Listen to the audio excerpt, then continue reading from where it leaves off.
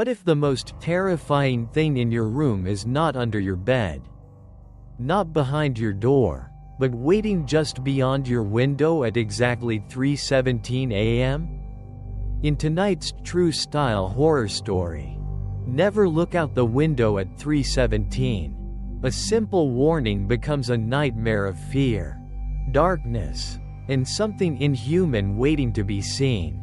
There are warnings in life that are not meant for people to hear and then consider, but to obey immediately, unconditionally, without questioning, without testing their courage, without curiosity. Just hear them, then stay away. But most people cannot do that. We always think misfortune will spare us. We always believe tragedy only happens to other people, to the weak-hearted, to those who are too superstitious. We laugh at rumors, open the door we were told never to open, turn our heads toward the place we were told never to look. And only when something truly looks back at us from the darkness do we understand that there are doors human beings were never meant to touch. I moved into that house at the end of July, in the middle of a humid rainy season heavy with the smell of wet earth. The house stood at the very end of a narrow alley, where the streetlights were so weak that after 9 at night everything sank into a sickly yellow glow, pale like the skin of a corpse soaked too long in water. It was an old 2-story house, its walls stained the color of ash, cracks running along them like dried veins. The balcony railing on the second floor was rusted. The front gate's paint had peeled away, and the old almond tree by the side of the house leaned toward the upstairs bedroom window like a hunched figure peering inside. The rent was absurdly cheap. The landlord said he needed to leave the country urgently and only wanted someone to watch over the place. He did not bargain, did not ask about my job, did not care whether I lived alone or with someone else. He only stood at the threshold, his gaze avoiding the second floor entirely. And before leaving, he paused for a few seconds as if he wanted to say something. I thought he was about to mention the locks or the electric meter. But in the end he only said in a very low voice, "If you hear knocking on the window at night, just ignore it." I laughed, thinking it was about rats running on the roof or branches scraping the glass. He left immediately after that, almost as if he were fleeing. Only much later did I remember that his hand had been shaking so badly he dropped the keys onto the tile floor twice. That afternoon, while I was moving my things in, the old woman from the grocery stall at the head of the alley came by. She was tiny, with silver hair tied in a bun and cloudy eyes as though covered by a film of old water. She brought me a bottle of oil, a packet of salt, and some incense sticks, saying it was the custom of the neighborhood to warm a new house. I thanked her and invited her in for some water. She did not step over the threshold. She just stood in the yard, looking first at me and then up at the upstairs window. Her expression strange, as though she was both afraid and pitying. Before leaving, she gripped my wrist tightly, her fingers dry and cold like bird claws, and said each word clearly and slowly. So slowly it made my skin crawl. "You can live anywhere you want. But if you still want to live in peace, remember one thing, never look out the window at 3:17. I froze for a few seconds, then burst out laughing. I had heard plenty of stories like that growing up. Haunted houses, cursed hours, wronged spirits, ghost hours. I did not believe in any of it. I was not the kind of person who believed in things that could not be explained. I worked as a freelance editor, used to staying up late, used to living alone, used to facing strange sounds in the night without flinching. I thought she was just trying to scare the newcomer so I would respect the old neighborhood. I took the bottle of oil and the salt, saw her out, and forgot her warning within an hour. My bedroom was on the second floor, the largest room in the house. The first thing I noticed was how large the window was, almost taking up an entire wall. During the day it looked out over the alley, the low rooftops across from the house, and the old almond tree. But at night, that window changed in a very strange way. Outside became darker than normal. Not the kind of darkness of a city night, but a thick, murky, deep blackness, as if a vat of ink had been pressed against the other side of the glass. Standing near the window, I always felt that it did not open onto the alley, but onto some completely different place. A space utterly silent, a space holding its breath. On the first night, I went to sleep fairly late because I was still arranging my belongings. It was nearly 3 in the morning when I turned off the lights. It had been drizzling since midnight, not heavily but persistently, enough for the metal roof at the back of the house to make a steady pattering sound that made me sleepy. I lay with my back to the window, pulled the blanket up near my chin, and slowly drifted off amid the smells of old wood and damp paint. I woke at 3:17. I remember very clearly, because the first thing I saw when I opened my eyes was the red digits of the electronic clock beside my bed. 3:17. I had not woken from a dream. I had woken because of a very faint, very regular sound, like fingernails scraping against glass. SCRRR. A short beat. SCRRR. Another beat. SCRRR. 3 sounds, spaced just enough for a listener to realize that it was not branches, not rats, not the mindless noises of an old house. It was as if someone were patiently testing whether the person inside the room was awake yet. I lay still, my mind still foggy with sleep, telling myself it was probably a branch of the almond tree rubbing against the glass. Then the sound stopped completely. The silence afterward was even more terrifying. It was so thick I could hear my own heart in my chest. A moment later, from the other side of the glass, I heard breathing. Not wind, not the sound of rain, but the breath of a living thing with lungs, standing very close, pressed up against the window as if it were looking through the curtain at me. The breathing was steady, slow, slightly drawn out at the end of each exhale, like someone who had just climbed a very high staircase.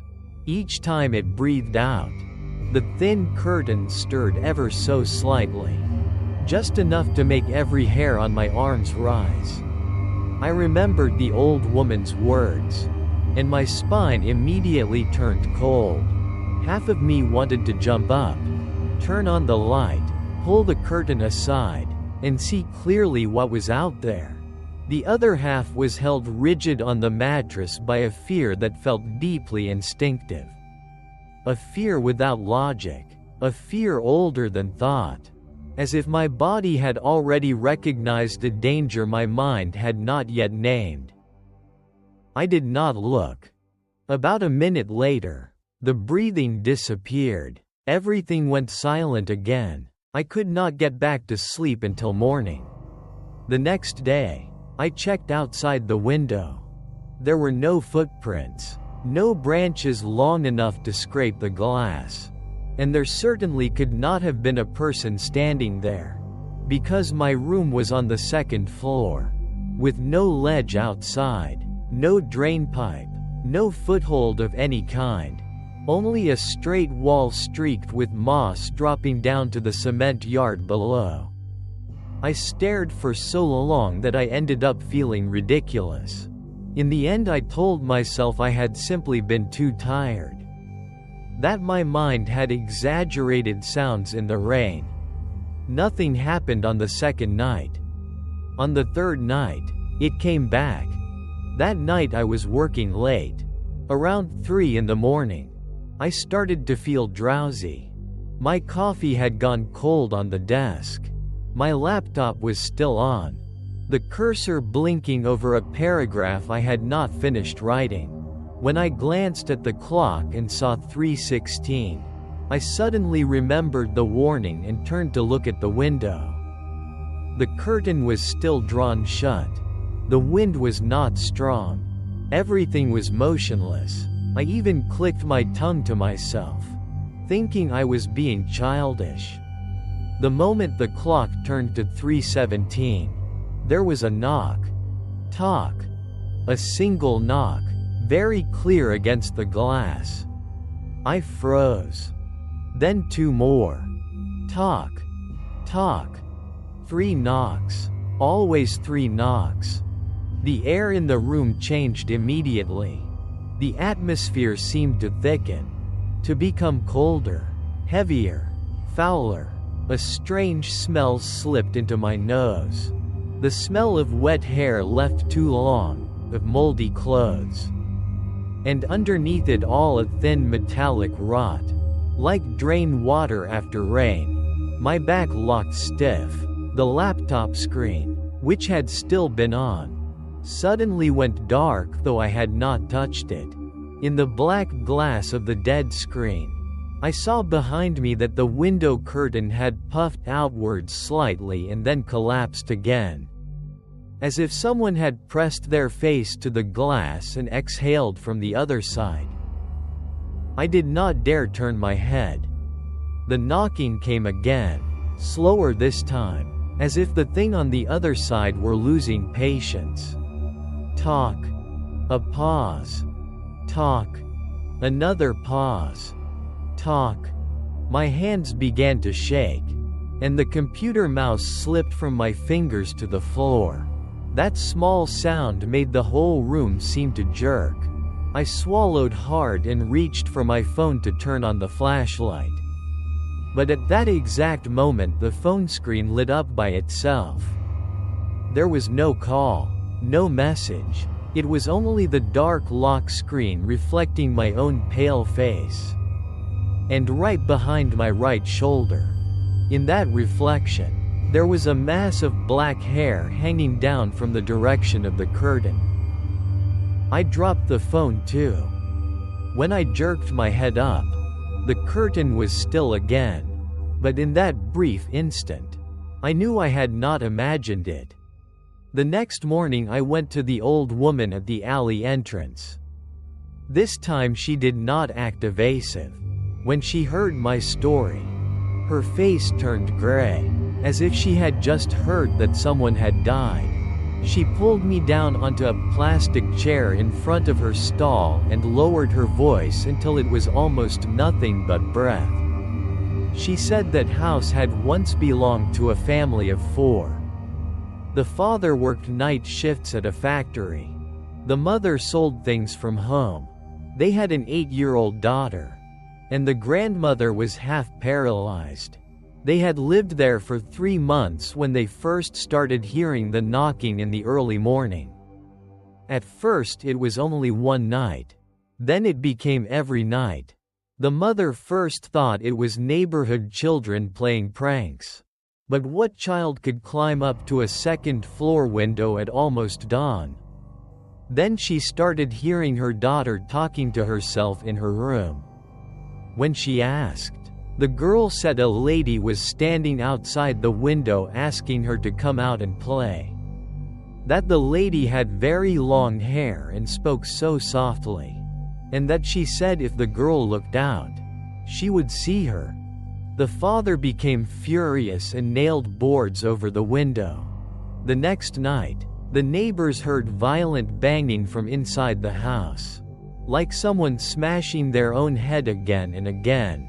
When they ran over, they found the mother kneeling on the floor, bashing her forehead repeatedly into the wall opposite the window. Her brow split open into pulp, grinning madly the whole time. 4 people could not hold her down. Only after they tied her up did she finally scream that they must not let it in. That it was standing inside the glass. That it was borrowing the little girl's face to call at the window. 2 days later she died in the hospital of a cerebral hemorrhage. After the mother's death, the daughter disappeared exactly 1 week later. Her room was locked from the inside. The door had not been forced. But when they broke it open, all they found was black mud smeared beneath the window. Long strands of hair stuck all over the glass. And 5 little handprints pressed from the inside out. They never found the girl's body. The father hanged himself in the bathroom soon afterward. The half-paralyzed grandmother was found dead in bed, her neck twisted to one side, both eyes wide open staring at the mirror opposite her, even though in life she had never been able to sit up on her own. When the old woman finished, she fell silent for a long moment. I asked what exactly that thing was. She slowly shook her head. A wronged dead spirit. A water demon. Some kind of evil thing. I don't know. I only know it does not like being looked at directly. It likes people to open the way for it themselves. At 3:17, the boundary is thinnest. Anyone who looks out has already answered its call. I forced a laugh and said she had probably heard too many rumors. But even while I was laughing, something inside me had already turned cold as stone. That night I decided to sleep downstairs in the living room instead of upstairs. I brought my blanket and pillow down to the sofa, turned the television up loud to drown out the rain, and told myself I would get used to it after a few days. At exactly 3:17, the knocking came from the television screen. Not loud, but unmistakably from the dark glass of the television, which had switched itself off at some point without me noticing. Talk. Talk. Talk. I jumped violently. The remote was right beside my hand. I grabbed it and pressed buttons over and over. The screen stayed black. It only reflected the dim living room, the sofa, the coffee table, the wooden cabinet, and my own hunched figure. Then, in that reflection, behind my back, there was something standing at the edge of the staircase. A shadow in the shape of a person. Absurdly tall. Its head tilted to one side. Hair covering its face. Both arms hanging down past its knees. It did not move, but it was clearly there. In the screen, while in the real world the staircase behind me was completely empty. My whole body locked. I did not dare turn around. Cold sweat ran down my ribs. Then the shadow in the screen slowly raised one hand, extended a long pale finger, and pressed it to where its mouth should have been. A gesture for silence. Immediately afterward, I heard the sound of a child laughing upstairs. Very soft. Very close. As if a little girl were standing in my bedroom laughing into my pillow. I grabbed my keys and ran straight out of the house in my pajamas. Not daring to look back, I sat outside the grocery stall at the head of the alley until morning. When the old woman saw me, she did not ask anything. She only set a cup of hot ginger tea in front of me. Then lit 3 incense sticks and planted them straight into a crack in the pavement beside the stall. The smoke rose thin as gray fingers. She said, "It's seen you now." I meant to move out the next morning. But when I returned home to pack, everything had changed. My suitcase at the foot of the bed lay open wide. My clothes had been dragged all over the floor. The manuscript pages I had spent months writing were torn to shreds, as if something had chewed them and spat them out. The paper soaked with a black lumpy liquid that stank of rot. On the ceiling were long streaks as if wet hair had been dragged across it. The window was shut tight, but on the glass, at eye level, were 3 handprints, long, narrow, with fingers distorted like the hand of a drowned corpse. What froze me was not the handprints themselves. It was the direction they had been made in. They had been pressed from inside the room outward. I fled downstairs, nearly falling on the steps. But just as I reached the final stair, I heard the wet slap of bare feet on the wooden floor above my head. Not fast, not loud, just slowly dragging as if someone with soaking feet were pacing around my bedroom. I stopped dead in the middle of the staircase and looked up into the darkness of the second floor. The dragging stopped. The silence that followed was so tense that I felt as if breathing even slightly louder would make whatever was up there notice me. Then, right by my left ear, I heard the whisper of a little girl. "Mommy told you not to look." I ran out of the house and vomited by the roadside gutter. That night I did not dare go back. I rented a room in a cheap inn near the bus station. I thought that as long as I left that house, it would end, but at exactly 3:17, the knocking came again, not from the window, from the bathroom mirror in the inn room. Talk, talk, talk. That was when I truly started to lose my mind. I ripped down a towel and threw it over the mirror, turned on every light, and sat curled up on the bed until morning. When I checked out, the receptionist looked at me like I was a drug addict who had not slept in days. In the taxi's rearview mirror, I saw that my eyes had sunk deep into my face, white and hollow, as if a few years had been drained out of me in only 3 nights.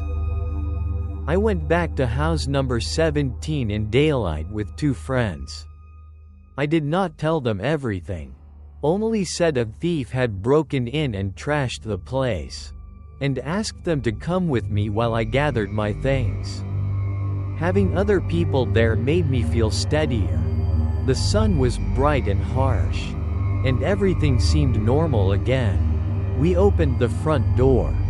Dust floated in the shafts of sunlight. The familiar smell of damp decay was still there.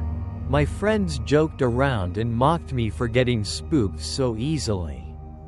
We went upstairs. The bedroom was still a mess just as it had been the day before. But the black wet streaks on the wall were gone, as though they had never existed. I pointed to the window and told them about the knocking, about the handprints. One friend pressed his face to the glass and burst out laughing, saying there was nothing out there except the almond tree and electrical wires. The other threw the window wide open to let in the sunlight and even filmed a video to tease me. When he watched the video later, he did not laugh. Throughout the entire 42-second recording, behind our backs, in the reflection of the vanity mirror, there was a little girl crouching on top of the wardrobe. She was skin and bones, with long hair covering her face, both feet hanging down. For all 42 seconds she did not move at all. Only in the final second, just before the video stopped, her head jerked sharply upward, revealing half a bluish-white face and one wide white eye staring straight into the camera. Neither of my friends stayed in the house for even 5 more minutes after seeing that clip. They went back down the stairs, one cursing as he went, the other pale as paper, saying I ought to burn the whole house down. I wanted to do exactly that. But before leaving, something made me turn back toward the mirror on the vanity. And in the instant my eyes met the glass, I knew I had made a mistake. Because the mirror was not reflecting the room. It was reflecting a pitch-black corridor, stretching endlessly into the distance, its walls soaked as if inside an ancient sewer. At the far end of the corridor were countless windows left slightly open. And outside each one hung a bowed head with long hair. I saw it for exactly 1 second. 1 single second. Then the mirror shattered without warning, sending shards into the wall and the floor. My friends heard the crash and ran back up to find me standing frozen in the middle of the room. Lips blue. One hand bleeding from a small shard driven deep into my palm. I did not dare tell them what I had seen. That night, I began hearing the knocking even before 3:17. At first it was only in my head, like a memory echoing. Then it became real sound. Talk, talk, talk, on the cafe window while I sat alone in the afternoon. Talk, talk, talk, on the taxi window while the car was stopped at a red light. Talk, talk, talk, on the laptop screen while I worked in the library. No one else heard it. Only me. I started to fear every reflective surface. Car windows, bathroom mirrors, stainless steel spoons in restaurants, the black lock screen of my phone. Anywhere that was dark enough to faintly reflect my face. I felt sure I would see it standing behind me. I could no longer sleep. Every time I drifted off, I dreamed of a room flooded with black water up to my ankles. In the middle of the room was a single window. Outside it stood a woman with long hair, her back turned to me. In the dream I knew with absolute certainty that if she ever turned around, I would die. But the dream always forced me closer. Closer still. Until my face was only a hand's breadth from the glass. Then at exactly 3:17, she would begin to turn her head. Not by turning her body like a normal human being, but by having her neck crack one vertebra at a time. Her head rotating backward like an animal being twisted. Her hair would part to either side, revealing a face with no skin, only raw flesh and smiling teeth. Every time, I woke to the knocking. On the 7th day after moving in, I decided to go see the old woman at the head of the alley one last time. I asked her plainly whether she knew any way to end this.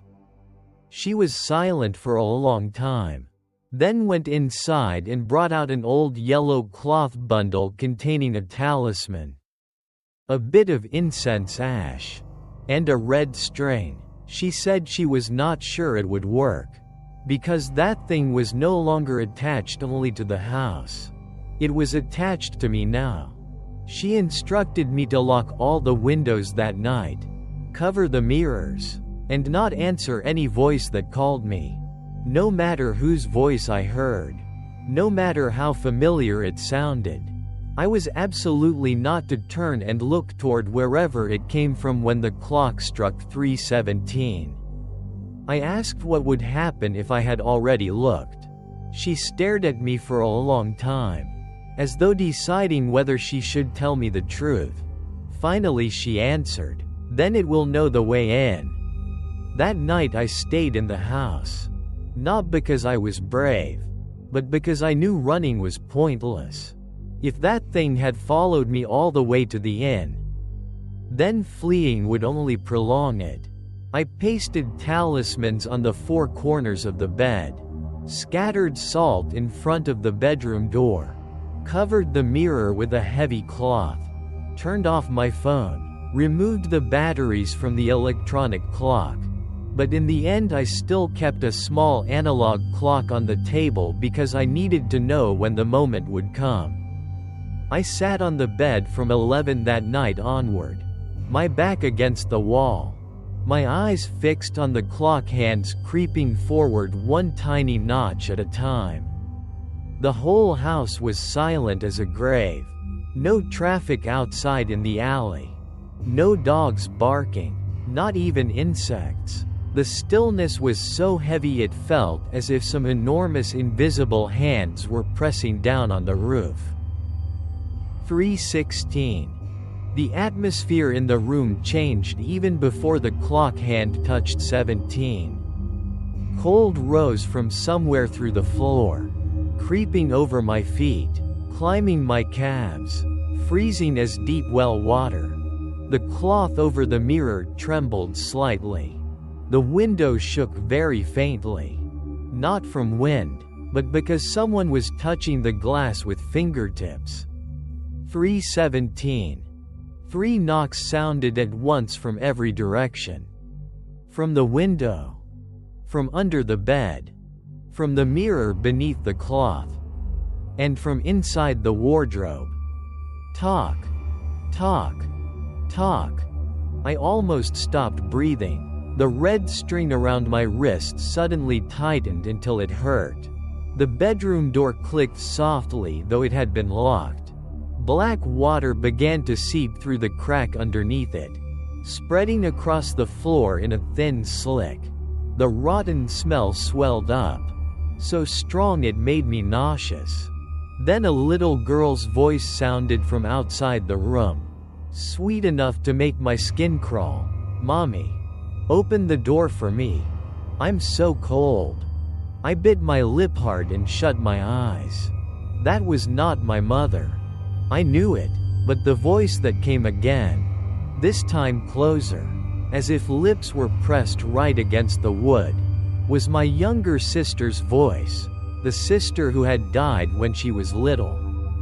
The voice I had thought I had forgotten long ago. It called, "Big brother, let me in. It's so dark outside the window."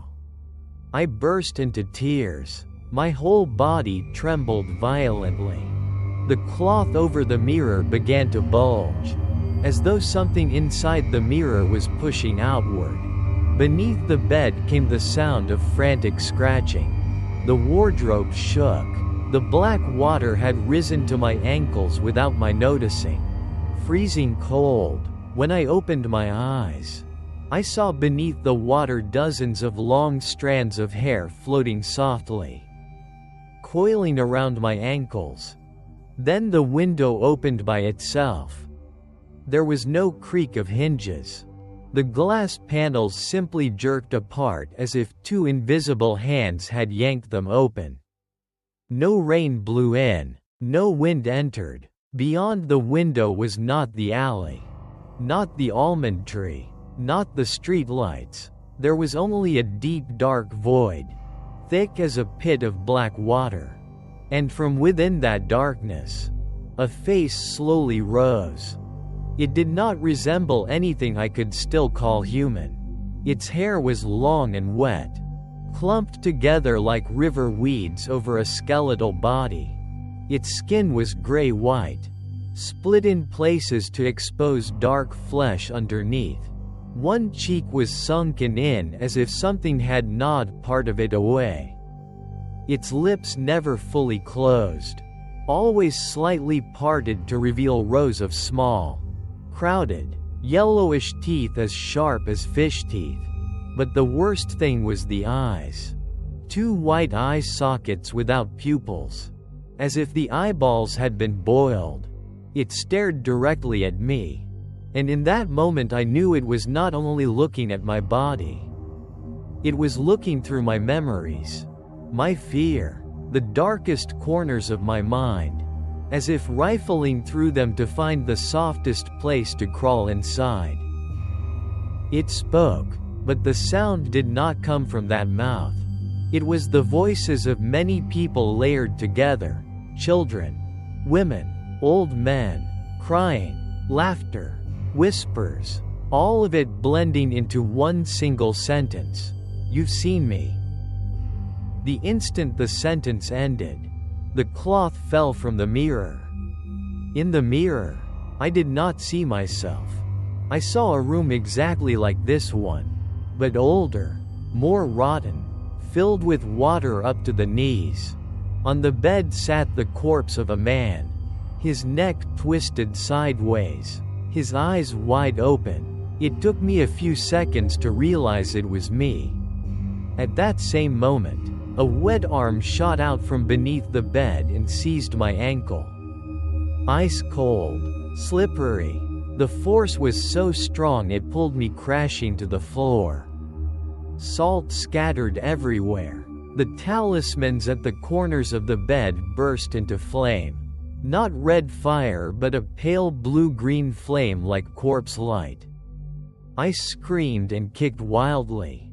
But the hand from under the bed tightened its grip and dragged me inch by inch into the darkness below. When my shoulder neared the frame of the bed, I saw what was gripping my leg. It was a little girl. Her skin was bloated white, her lips purple, her belly swollen like the corpse of someone pulled from a river. Her long hair covered half her face, but through it I could still see one eye wide open, its pupil tiny as a pinprick. She smiled at me, and black water spilled from the corner of her mouth. In a child's voice she asked, "Do you see my mother outside the window?" I went mad. I snatched up the small knife I had placed beside the bed and stabbed again and again at the arm gripping my ankle. Each time the blade struck her skin, it sounded like stabbing into a sack full of water.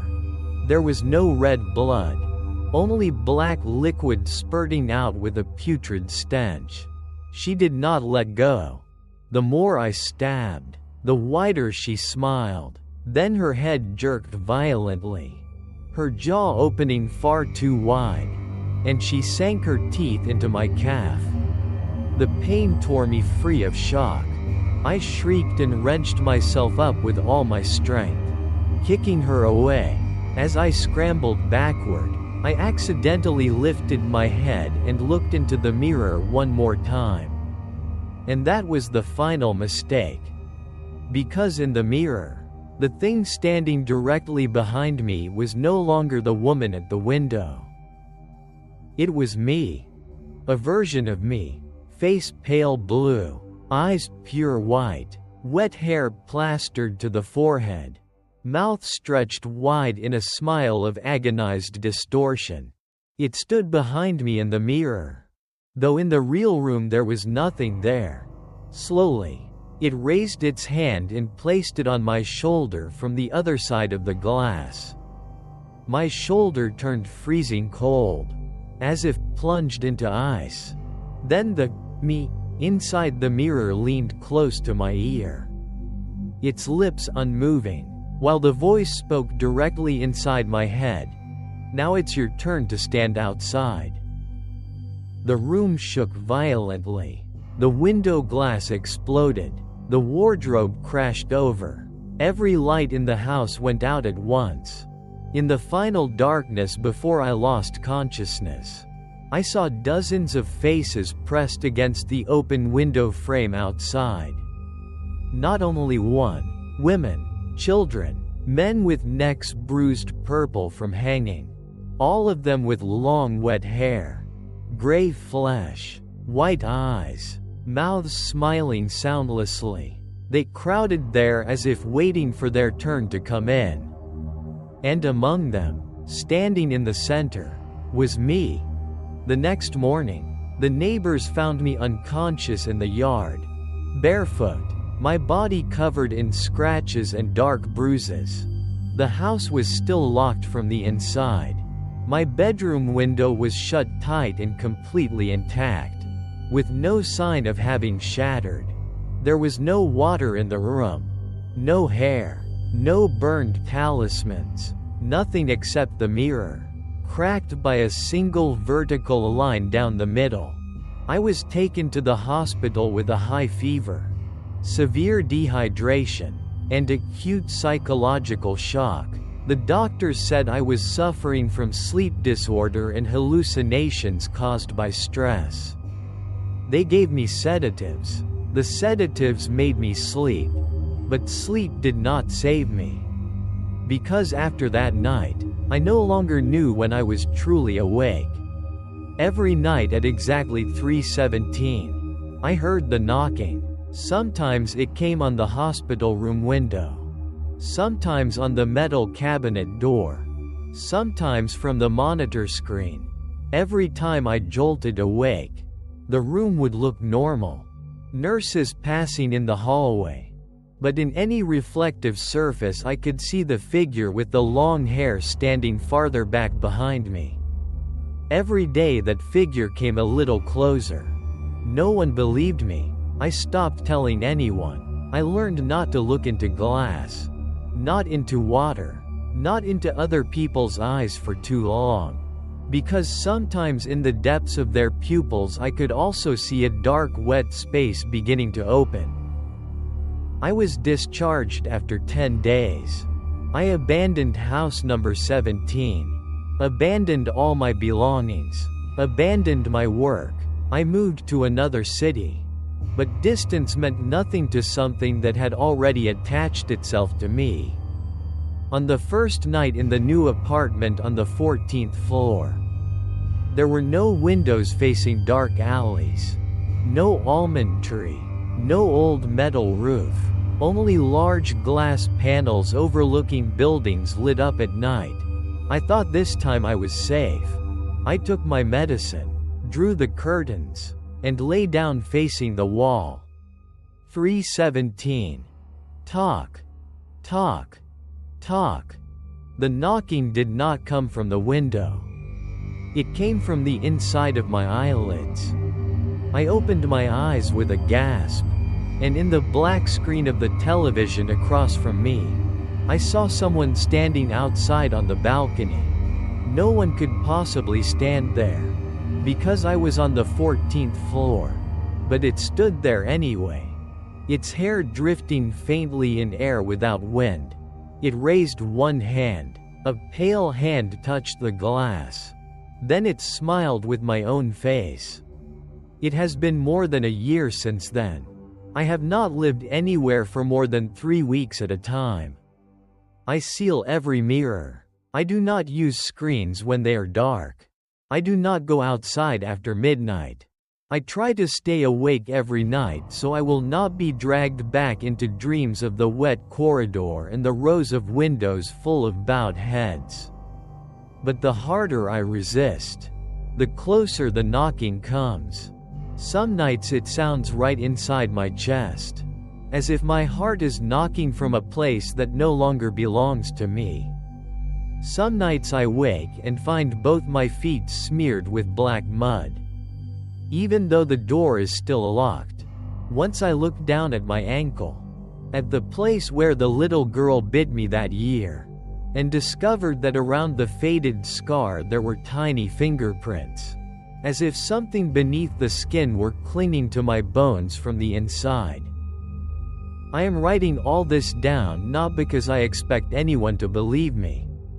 I know anyone who reads it will think it is fiction, delusion, the consequence of prolonged insomnia. I used to think exactly the same thing about the warnings I was given. I am writing because by the time these final lines appear, I may no longer be sane enough to tell the difference between glass and window. Between reflection and reality. I am writing because last night, for the first time in a long while, I heard the knocking 1 minute early. And after the knocking, I heard a familiar voice from the darkest corner of the room. It was my own voice.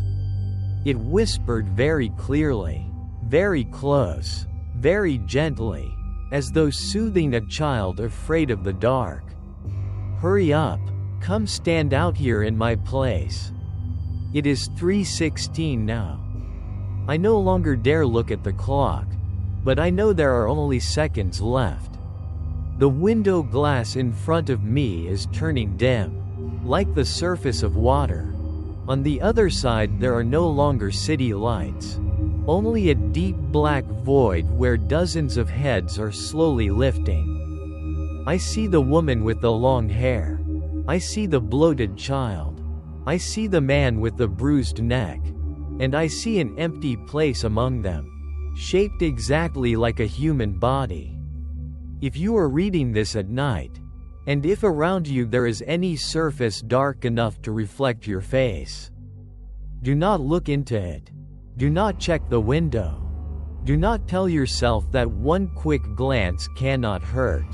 Do not get curious about where the knocking is coming from. Do not answer if you hear someone call your name behind you at 3:17. Even if it is the voice of a dead loved one, the voice of a crying child, or the voice of yourself. Because the most terrifying thing is not what stands outside the window. It is the moment you realize it has been standing on the other side of the reflection for far too long. Far too close. Only waiting for you to look straight at it so it can trade places. I hear it now. Talk. Talk. Talk. It's here. And this time, I think I already looked. Like and subscribe to Whispering Dark Tales for more chilling ghost stories.